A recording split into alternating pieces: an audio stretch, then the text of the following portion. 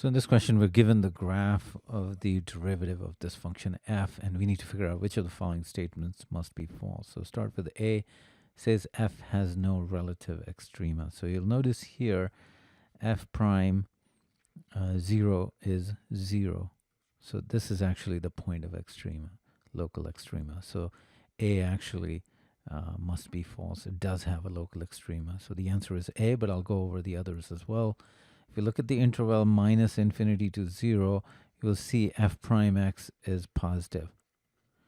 And that means that it will be increasing in that interval from 0 to minus infinity. So B is actually true. That means that's not the correct answer.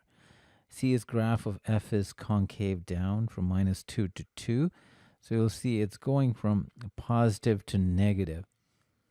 So if you look at for this example where it's concave down, the first derivative here is positive and then it becomes negative. So yes, in this interval minus 2 to 2, we do have concave down, and that means C is also incorrect.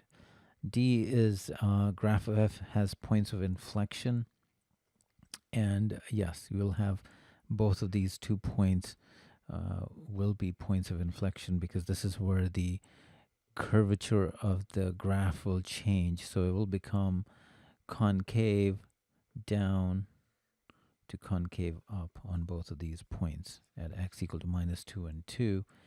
And then it will also have, so that's why D is out, and E is, will also have vertical tangent lines at these points. These are the points of discontinuity. So in the original graph, you will have something like that. So E is also out. I'll give you an example of a specific function. This is our first derivative, the one in green, and then that's the original function. And I tried to kind of match the graph they've given us as much as I could. You'll see that there is a local extrema here for the function, which is in black. And you will also see between minus 2 and 2, it's concave down, which is, you can see here.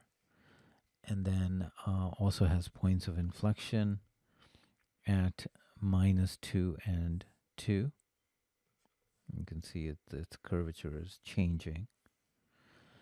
And then also have vertical tangent lines at these points. So maybe play with this in Desmos to kind of understand all these different properties. But the answer is choice A.